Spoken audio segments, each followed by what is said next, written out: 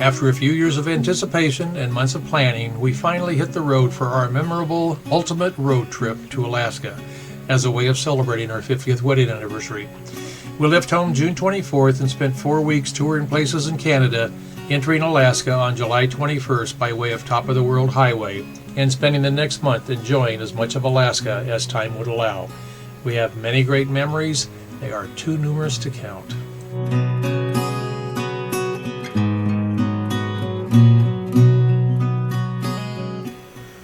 On Monday, June 24, 2019, Susan writes in her journal, "The trip we have been planning for almost 2 years is finally upon us.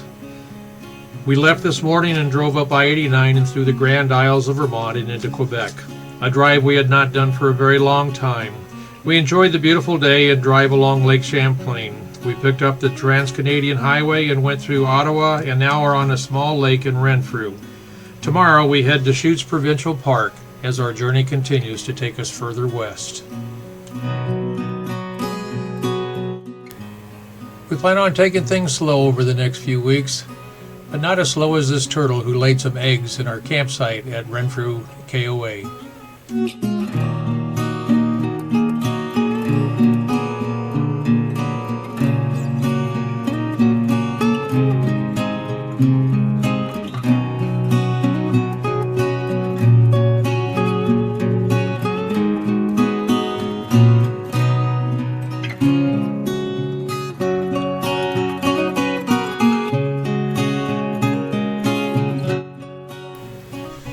From Susan's journal, we enjoyed a nice hike along the River Au Sable and Chutes Provincial Park at a very private site. Unfortunately, the bugs were very bad, so we had to sit inside the trailer that evening instead of sitting outside for a campfire.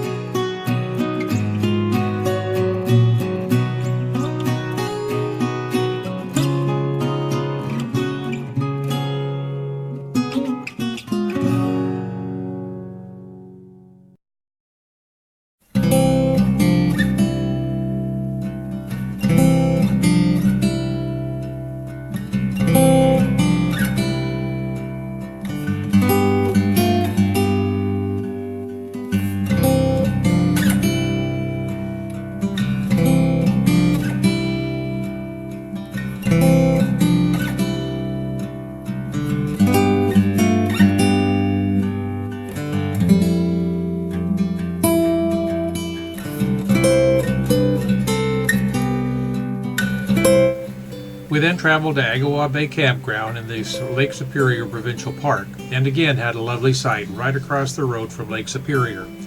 We took a walk with Bella down to the dog beach, which she enjoyed, and then we cooked dinner.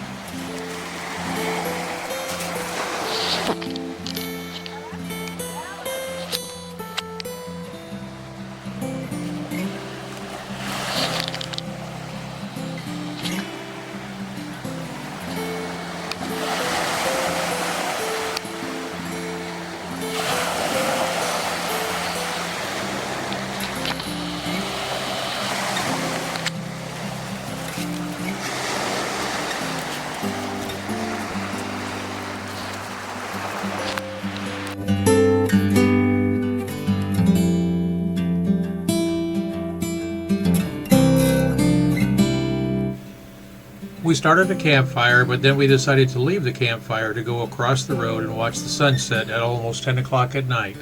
Really something to have it so light, so late.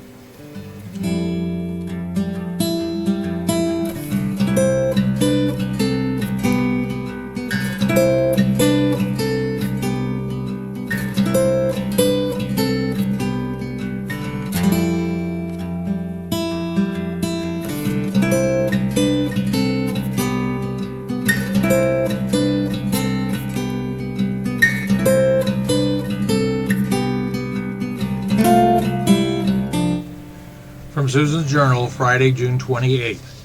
I'm currently sitting in our new hammock overlooking Lake Marie Louise and enjoying the warm sunshine. After 5 days on the road, this is a very pleasant change.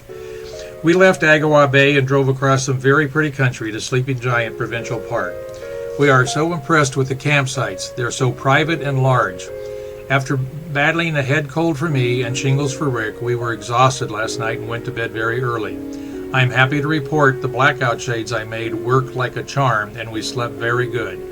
We woke up late and lingered over coffee and a very late breakfast cooked outdoors. Then we had a nice kayak tour of the lake. Now Rick is gone for ice and I am relaxing in the hammock. We have looked out as far as the weather, as it seems to be a very long stretch of fair, sunny skies with temperatures in the high 80s. We love it.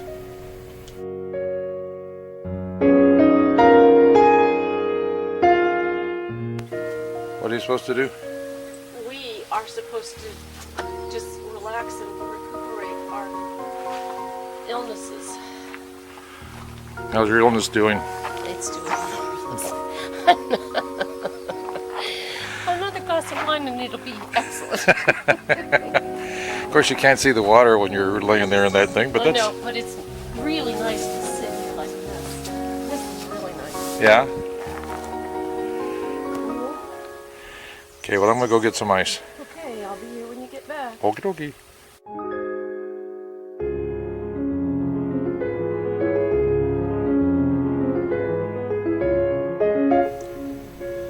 From Susan's Journal. During our stay at Sleeping Giant Provincial Park, we did some kayaking on Marie Louise Lake and explored the whole area by car and hiking. We even found a trail, Sifting Lake Trail, that Bella could go on without her leash. We all enjoyed that very much.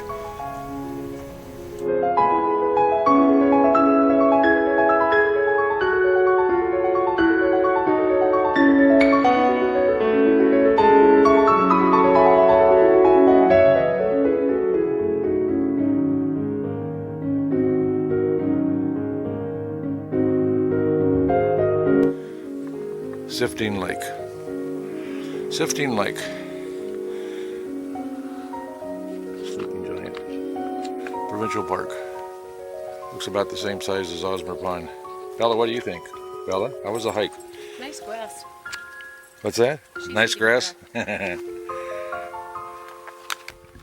Okay, so there's the Sleeping Giant from the perspective you're supposed to see it at. And there's the Susan and Bella floating along and floating away from me. And there's our campsite.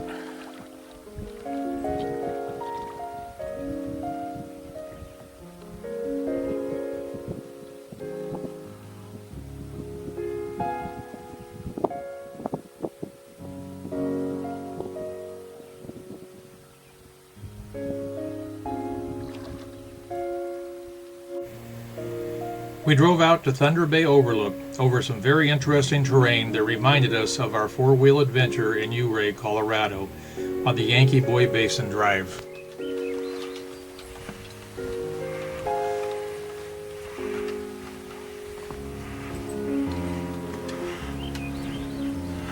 So where's Thunder Bay?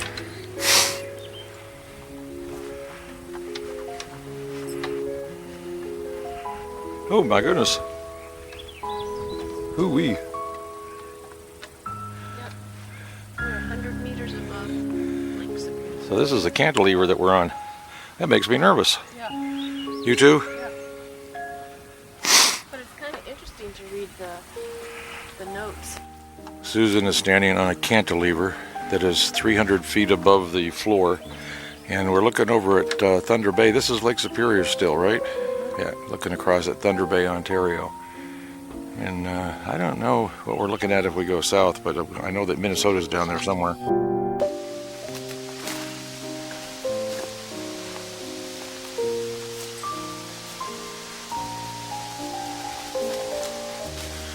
This is the Nature Habitat Trail. Oh, I'm sorry, Wildlife Habitat. Wildlife Habitat Nature Trail. Thank you. We've seen a lot of habitat, but no wildlife. We drove out to Silver Islet, which was interesting, and we hiked to the Sea Lion Rock on Perry Bay, which is a rock formation very much like one we had seen in Prince Edward Island years ago. Funny how we have been to so many places that remind us of other places that we have been.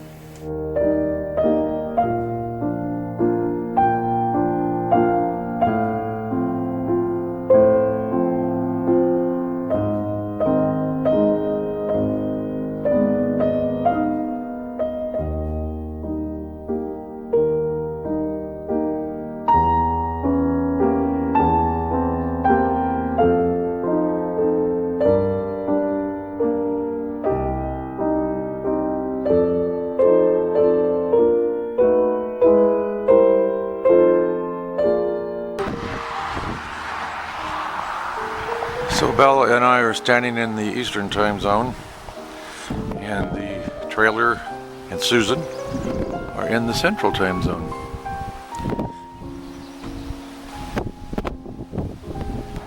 This is our rest area routine. We go to the bathroom, and then all three of us do, and then Bella gets a good drink of water. And a couple of cookies. And a couple of cookies. Many of the Canadian rest areas had informative signs such as this one showing the first Trans-Canada route, which I highlighted in yellow. This was a renowned canoe route that was used intermittently by Indians, explorers, traders, and missionaries for over 200 years, from 1688 until 1871 when the Dawson Road was constructed. I highlighted our route on today's Trans-Canadian Highway in red, with the green routes showing the other current highways in the area.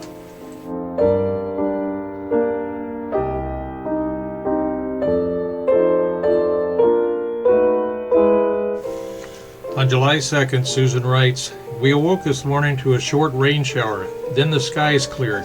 We're hoping to take the kayaks out on the canoe route on Caddy Lake, but the wind may change our plans."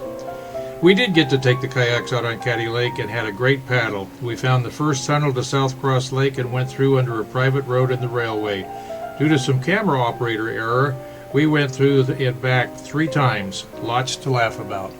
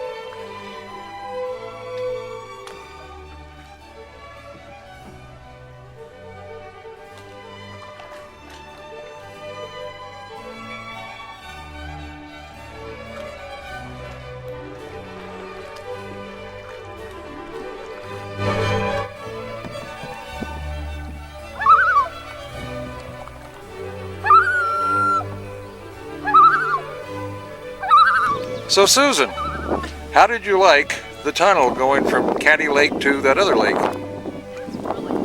How many times did you do it? Was there a reason why you did it 3 times? I love my husband's music. Yes, but I care not to share. It's because your numb husband left the lens cap on the first trip and then pressed the mode button on the second trip. Hopefully we got it on the third trip. We are on Trans-Canada Highway number 1. About halfway through Manitoba. Eh? And this is what the terrain looks like. We've passed New Winnipeg. Around it.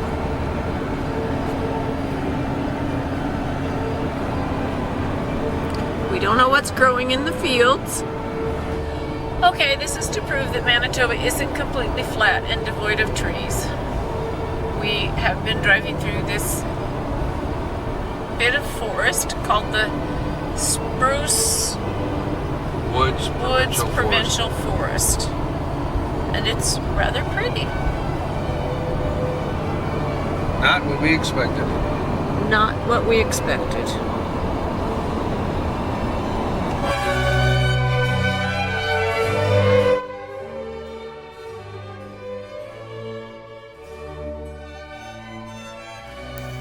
One thing we had not anticipated was watercraft inspection stations at the border of the province of Saskatchewan. The required inspections included all watercraft, including kayaks and canoes.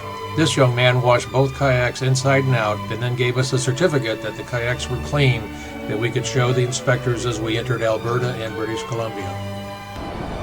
Okay, we are driving across Saskatchewan, Canada. And it is flat. In every direction, it's flat. You can see towns 20 miles away. And railroad tracks. And old power lines. And old power lines. And there's not much to look at.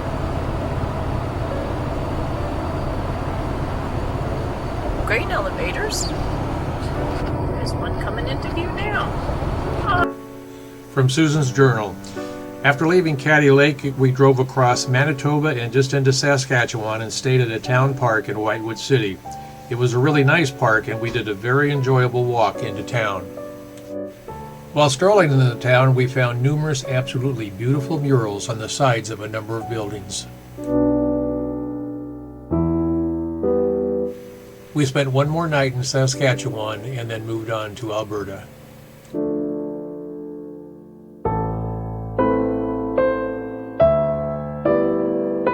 Okay, today we entered Alberta, the 5th province we've been in Canada.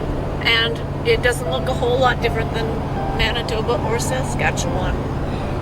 Right now it's still very, very flat. Difference is it's also very, very cloudy. 58 degrees. Somewhere up ahead we think there are some mountains, but we're not sure we're going to be able to see them till we get there because of the clouds. From Susan's journal. We finally made it to the Canadian Rockies in Banff National Park. The weather was cloudy and only occasional glimpses of the mountains were available as we approached. Just enough for the wow factor to kick in.